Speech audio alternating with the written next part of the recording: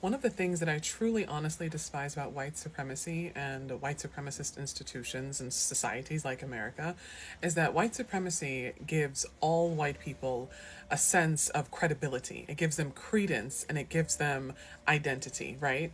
Whether they are white and poor, which is most white people. Let's be clear, there are only like 5 or 6 well-known, wealthy white families. The rest of you are not part of the 1%, and quite frankly, are probably not even part of the 100%. If we're keeping it a buck, you have to work for a living, and then when you retire, you have to rely on Social Security and Medicare so you don't die slowly, agonizingly, and painfully. But that's another discussion, right? So whether a white person is poor, whether they're disabled, whether they're LGBTQ plus, whether they have brown hair, whether they have blonde hair, they're still white, and their whiteness alone, because of centuries of oppression, gives them automatic credibility. It's an automatic, like, in club that they're all a part of. It's an open secret. It's a silent acknowledgement of identity amongst themselves.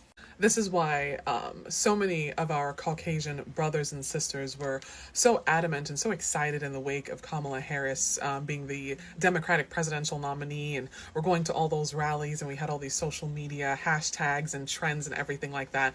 The silent agreement among most white people was that, yeah, we're going to smile and, ooh, yeah, we're so excited. Yeah. But when we get in that voting booth, we need to lock in. Okay, because what white people won't openly admit is that in their minds, answering to a white fascist dictator like Trump is just a small price to pay for answering to someone who is in power who is still white. At the end of the day, losing their jobs, losing their health care, losing their social safety net, losing their footing, losing all their grounding, losing their families, their homes, their ability to eat, etc. Those are all just small prices to pay because most white people are quite content being oppressed if they're being oppressed by another white person. And if you don't believe me, look to two sources. One, the data from the exit polls breaking down who voted for Trump by race and by gender. And two, again, the same data from the exit polls looking at the number of college educated white women who voted for Trump. College educated white women who, by and large, pursue liberal arts and social science degrees, where they spend 4 years minimum talking about oppressive systems and institutions. So they should really know better.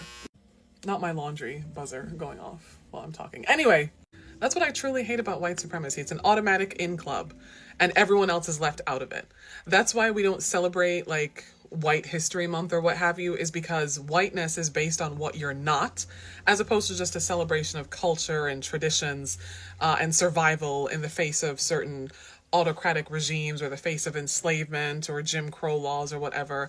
It's like an automatic in club for them. It's a silent agreement when they're in rooms with one another. It doesn't matter what they say they vote for, what platforms they publicly say that they support. When they get in that anonymous private voting booth, all that shit goes out the Hello, brothers and sisters. Welcome back to the channel. I'm hoping that you're doing great from wherever you're watching me from. I'm your host and present Agent Stories. There's something that I want to talk about, something that is really important. Understand the one-sided side of the relationship between black people and white people, especially in the United States. Some of the things that black people usually had to ask white people to help them. This includes protest. This includes just being human. Like in general, being human is that you seeing something happening to a black person, you cannot keep quiet because you are human, right? Because remaining silent in a situation of an injustice is a complacent injustice itself. So it meant that white people envisioned all these things happened, but they just decided to keep quiet. So when they decide to keep quiet, it means that they were turning a blind eye to all these problems that black people are facing. And so today, we are seeing white people also going through the same challenge, but they are also being faced by the same problem. So when they're being faced by the same problem, it means that they are seeking help from black people. But this is a double standard, because to you, when people need help, it's not important to you. But when you need help, it's important to you. This reflects a double standard. And it also shows a one-sided type of relationship. And I think we should be having a symbiotic type of relationship where You stand for me, I stand for you. Look, Black Americans have been at the forefront of majority of all these groups that don't even care about them. And white people generally are the perfect example of this one. And I'm not saying like all white people did this, but my point is, why are you always not showing up for Black people when they need you? But right now, you want Black people to show up for you, to protest for you. So Black people are trying to let you know that that time is over. And that's why you are facing all this problem, because Black people are not ready to come and help you, to come and make you do all these things. And so, brothers and sisters, please let me know what you think and feel about this. I want us to watch this video. I'll be back and then I'll be sharing my thoughts. Systemic institutionalized white supremacy is the sole reason why a country like America is simultaneously the wealthiest country in the world and simultaneously does not have any federal widespread social safety nets for its citizens, and the few social safety nets that are available, called entitlements, that we have to wait until old age to receive, are on the chopping block every single time a Republican comes into power. That is why we have countries who are communist countries, countries that are socialist, countries that don't touch America's GDP or military power or might, and yet their citizens have better qualities of life than America does. White supremacy is the reason why that is. White people who survived the first Trump administration looked around and said, my suffering is A-okay with me if Black people are suffering too, if brown people and non-Black people of color and immigrants are suffering too, right? Watching all those people being deported and having their heads shaved and being publicly dehumanized and sent off to God knows where to probably never be seen again, while white people are here, sitting here wondering how they're going to pay their bills now that the government agency they worked for no longer exists, and the Medicare and the Social Security they live off of will soon no longer exist. That is A-okay with them. They will walk right into the gulag. They will walk right into the human concentration camps voluntarily, willingly, might I add, happily, if it means that the person running the concentration camp is another white person. They're okay with being oppressed. History has shown us this. The fact that there are still monarchies in European countries tells us this. Data from exit polls tells us this. It is just a small price to pay. That's why we can't get through to them with messaging or with statistics or with facts or with logical arguments. Nothing will get through to them because they don't want to be gotten through to. That's just it. So leave them. Leave them to suffer. And quite frankly, I'm beginning to agree with the Democrats and their kind of hands-off approach, because this cycle happens every single time, right? Republicans come in, slash funding to every fucking thing that's not war or business related, increase taxes on everyone except billionaires, and then the economy is in shite. Everything is a fucking mess. People become tired and elect a Democrat. A Democrat comes in, fixes the problem, and then institutes public policy that would positively impact everyone, including people who are not white, and put not white people in power. The same white people who are suffering under the Republican president now turn on the Democratic leadership, vote in another Republican, and then demand that Democrats turn around and save them. Like, lather, rinse, repeat is literally what that cycle is. So I agree with the Democrats. Hands off. Give the people exactly what they want. After all, who are we to argue with the will of tens of millions of Americans? At this stage, let America get exactly what America wants. That's all we can do. Thank you for coming to my TED Talk. And racism rely on Black sympathy. Think about it, they brutalize us, criminalize us, talk down on it. And then the second that something happens to them, we are expected to be the bigger person, to have compassion, to forgive, to pray, right? But tell me where in the fuck that same sympathy is when a Black man is unalive and then called a thug, and in the media talked about his past transgressions in an effort to dehumanize him or her. When we protest, they call us violent. When we grieving, they tell us to get the fuck over it. But let one of their champions, quote unquote, fall, somehow we're the heartless ones because we're not crying and grieving with them. That's not empathy, that's manipulation. And that is how white supremacy survives. By demanding our humanity while denying theirs to us. So no, we do not owe sympathy or empathy to anybody whose platform was completely based on the oppression of us. Black compassion should not be the fuel that keeps white supremacy alive. And we need to stop expecting Black pain to come with Black sympathy. White supremacy and race We have a problem with white supremacy. Right now, white supremacy has been a bigger problem than it was than when I grew up in Arkansas in the 60s and 70s. Right after the Little Rock Nine and desegregation. My hometown never desegregated. There are no people in the town who do not look like me.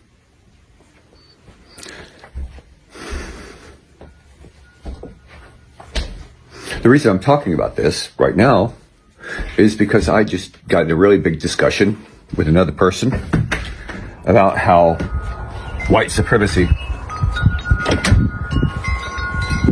and racism is about white people. Everyone else is collateral damage. It's not about black. It's not about brown. It's not about any other color. Just white. White privilege. White perception of superiority. And if you're white and you think I'm being too arrogant, too angry in how I talk, then you are obviously not bothered by white supremacy, or believe it doesn't exist, or believe you're not involved in some way, or you're exempt from it for some reason. I was Irish. Irish were slaves. You don't know your history. You're not trying to learn your history, which includes the history of what white people did to other people. So, when I say I grew up in a white supremacy environment, I know what white supremacy is all about because I lived it, I felt it. I struggled so hard to get those thoughts out of my head.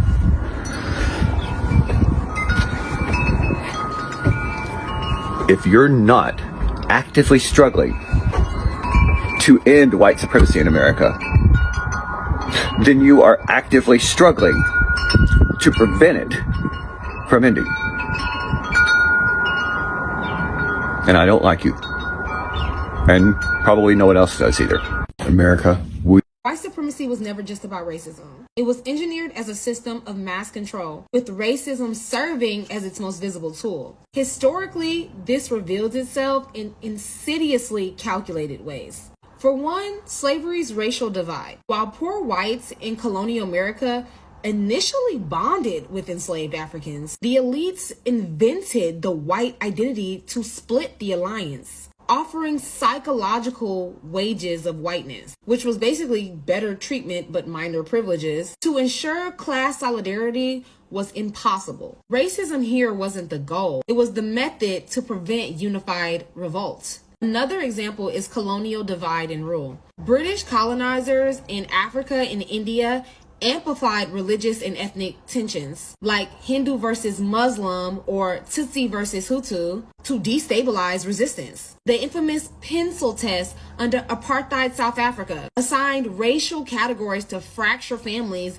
and communities, not because elites cared about purity, but because fractured groups are easier to exploit. The prison industrial complex. Modern mass incarceration uses drug laws to target Black and brown communities. Not because police genuinely believe in racial inferiority, but because criminalization creates a permanent underclass that depresses wages for all workers, justifies bloated police budgets, which is social control, and distracts from elite theft. Social media profits by inflaming racial tensions. Facebook's own studies proves that it boosts angry content because outraged people don't organize effectively. The DEI backlash. Recent attacks on diversity programs aren't about merit, but about reinstating a hierarchy where elites of any race monopolize power while the masses fight over crumbs. Billionaires buy bunkers and buy New Zealand citizenship while flooding media with overpopulation myths, blaming Black and POC birth rates for ecological collapse. They're not racist. They're using racism to justify hoarding resources. The pattern is clear. Racism is the theater, but control is the mission. Every time we're tricked into blaming another marginalized groups instead of the elites, white supremacy wins. Don't forget to leave a comment if this opened your eyes. Share this with someone who really needs to hear it. And follow me at Boomy So Supreme, previously known as Supreme Ting. I recently changed my username. I'm going for a more personalized brand. I don't think I've ever said my name on this social media account, but if you guys don't know, my name is Boomy. And yeah.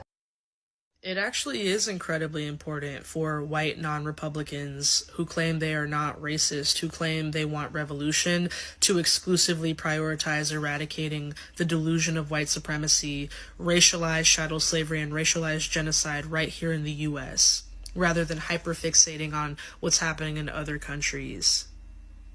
Because the racialized genocide and chattel slavery in the US that began centuries ago and hasn't stopped manufactures what's happening internationally, like in the Democratic Republic of Congo, Sudan, and Palestine, where the US is either heavily involved or the sole cause of their sovereign land and people's destruction.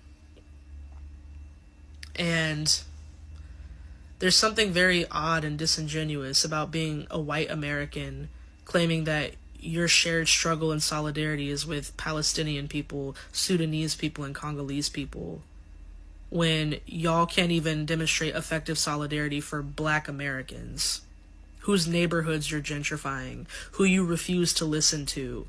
When Black people here are telling you this is exactly what you can do to solve the problems that your community created, y'all ignore us.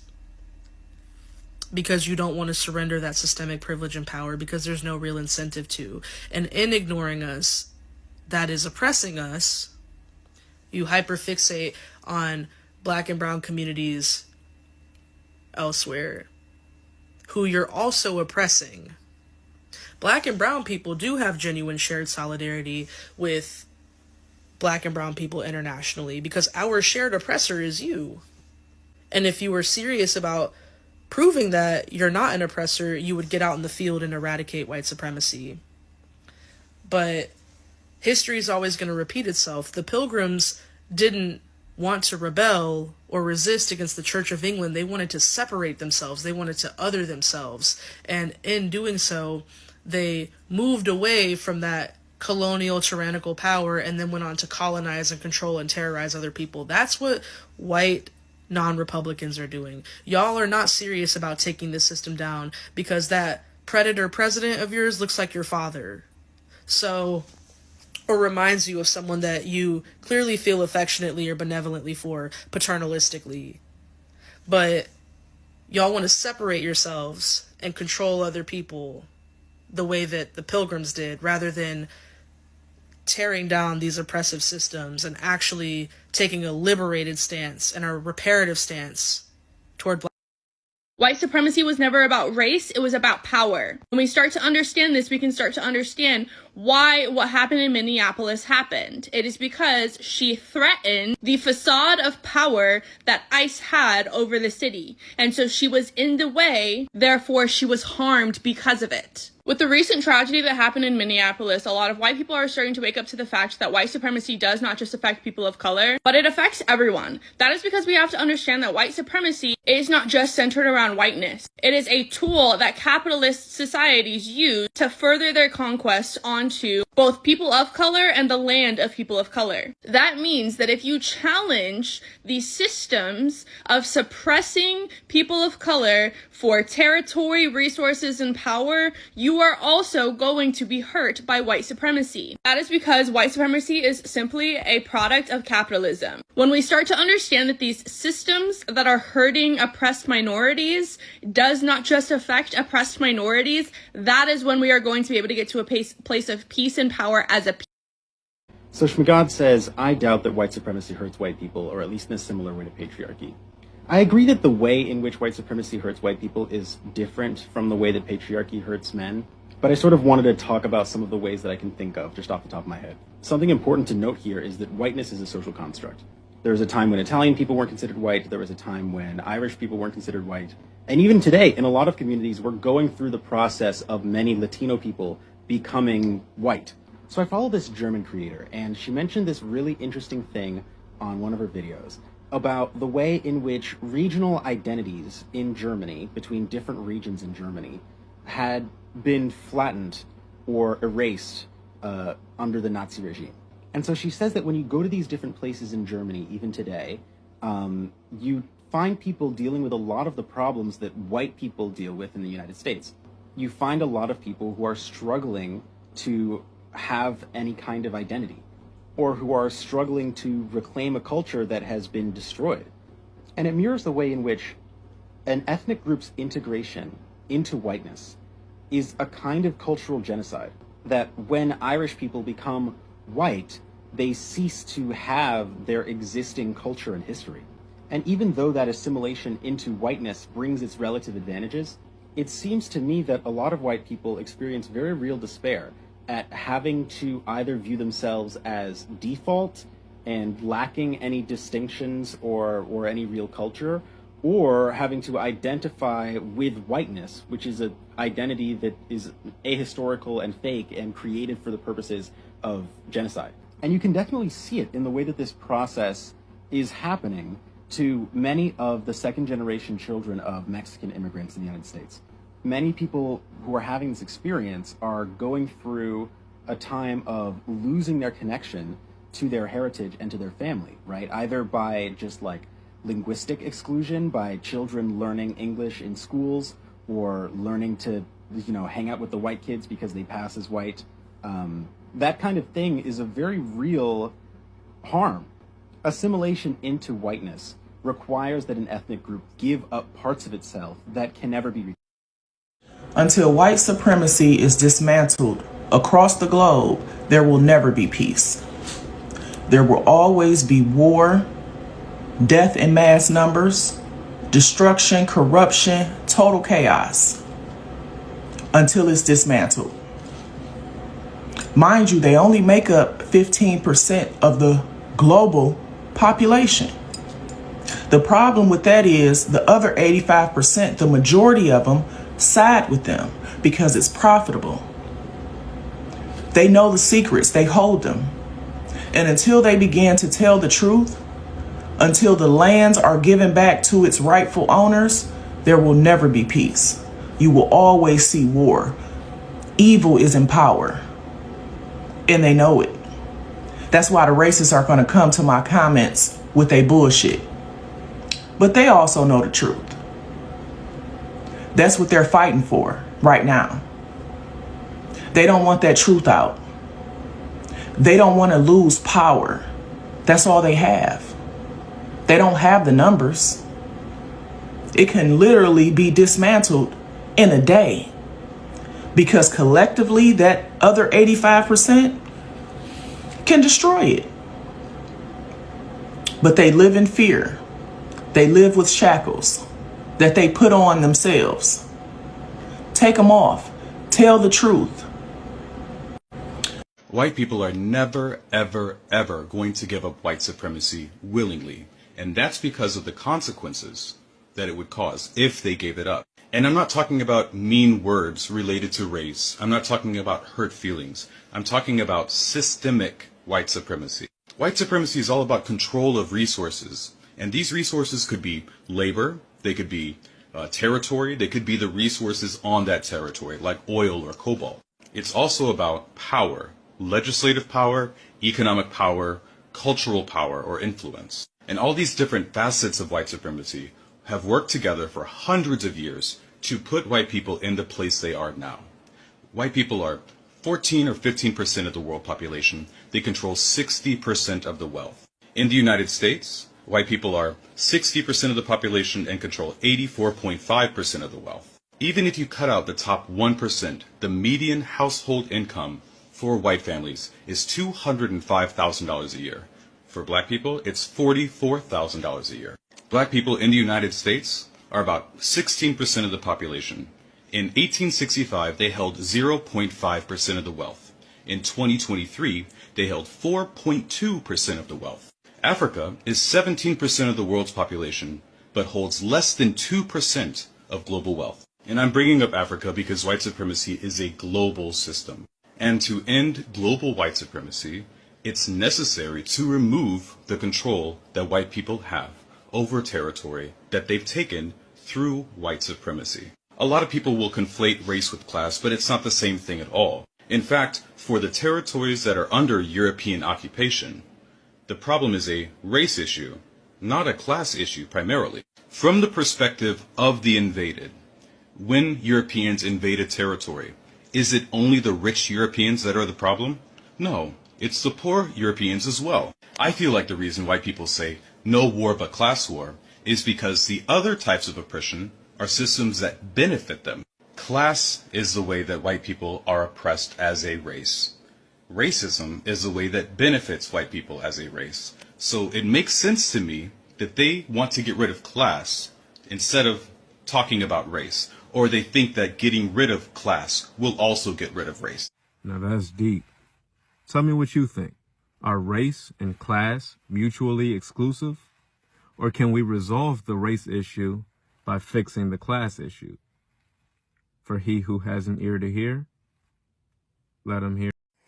So brothers and sisters, welcome back to the channel. I'm hoping that you're doing great from whatever you're watching me from. Now, this concept can be understood as a shift in social awareness that often happens when injustice moves from the margins to the center. So for a long time, the United States, racism was treated by many white Americans as a black problem. That's how they knew it. It was a black problem. Something unfortunate, distant, or exaggerated, but not personally threatening to them. So, because its most severe impacts were concentrated on black communities, many white people were able to remain silent, disengaged, or neutral while benefiting from the systems that protected them. Now, understand that silence in this context functioned as a form of comfort and insulation, allowing people to avoid moral responsibility while maintaining social stability in their own lives. And so at the same time, when all these economic inequalities, political instability, state violence, and institutional failures are broadened, more white Americans are now directly experiencing forms of harm they were previously shielded from. These include job insecurity, aggressive policing. When talking about aggressive policing, look at what just recently happened in Minneapolis. You see, what happened in Minneapolis is something to be, it's tragic. We don't support that, right? Because people need to have respect for human lives. But look, it wasn't a good thing. But look, we still have black people talking about this, which is okay, because what black people are trying to do is just being human. My biggest question is, where are always white people when these things happen to black people? That's just my biggest question. That's just something that I'm asking. Where are always white people? Where are those white voices when all these things are surviving? Because when aggressive policing like what ICE did recently, it's something that the world is trying to talk about right now. But probably we'll find a solution. So surveillance, loss of civil liberties, medical neglect, and the erosion of trust in institutions. So when all these realities begin to touch their own families and communities, racism stops being an abstract issue and becomes a lived experience. So what Black Americans warned about for generations is now being encountered firsthand by those who once doubted and ignored all these things that Black people are saying. So you understand that this moment creates fear, creates confusion and urgency, because many white Americans are realizing that racism is not just about personal prejudice, but about systems of power that can eventually harm everyone who falls outside the narrow definition of who deserves protection. So when those systems expand their reach, people who once felt safe begin looking for explanations and solutions. And so in doing so, some turn towards Black activists, Black scholars, and communities who have long studied, who have long resisted, and survived these structures. So the request for help often reflects a recognition. Sometimes it is unspoken that Black Americans have been forced to develop a deep political insight and resilience under pressure. Now, however, this dynamic is so complicated by history. Yes, Black communities have repeatedly asked for solidarity, only to be dismissed, gaslit, or accused of exaggeration. Many chose comfort over courage. Now that the consequences are more widely shared, calls for unity can feel transactional rather than principled. So for Black Americans, this raises valid questions about sincerity, accountability, and whether this new concern is rooted in justice or just self-protection or just self-preservation. And also another thing to address at the same time is the fear felt by many white Americans today is not about racism, but about loss of control. I want you to understand that because there's a clear distinction. See, systems built to advantage them becoming unstable, and the promise that silence will guarantee them safety is breaking down. So this expose is a hard truth. Racism is a tool of power, not a shield of morality.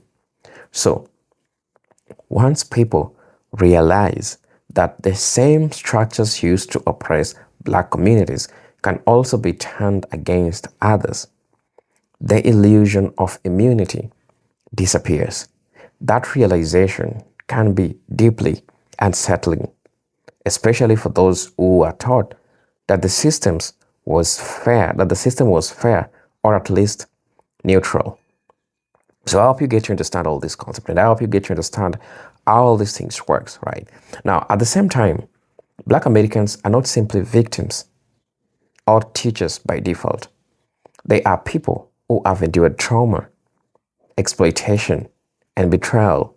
And oftentimes, while being asked to remain patient and forgiving, expecting them to now lead the fight without acknowledgement of past silence risks repeating the same patterns of extraction. So, taking Black labor, insight, and emotional energy without true commitment to change. So all this have been happening for the longest time. Because you understand that genuine solidarity requires more than fear-driven alliances. It demands honesty about past complicity, and willingness to listen without defensiveness, right? So this moment also highlights a broader lesson about justice, because systems of oppression do not remain contained forever. What is tolerated against one group becomes possible against others. Black Americans have long understood this because they were positioned as the testing grounds for policies, policing methods, economic exploitation, and social neglect. Now that the effects are spreading, the warnings that were once ignored appears prophetic rather than radical. So this points to a crossroad. White Americans seeking help, they must decide whether they are ready to confront racism as a moral issue and not just a personal convenience. And Black Americans must decide how, when, and whether to engage on their own terms, not out of obligation. So true change can only emerge if this moment leads to a sustained, accountable, shared risk, and the understanding that justice delayed for one group eventually becomes justice experienced for many. So brothers and sisters, please let me know what you think and feel about this video. I'm your host and present Ejidek Stories, but until then, let me see you in my next video. Peace, love, and harmony. Salute.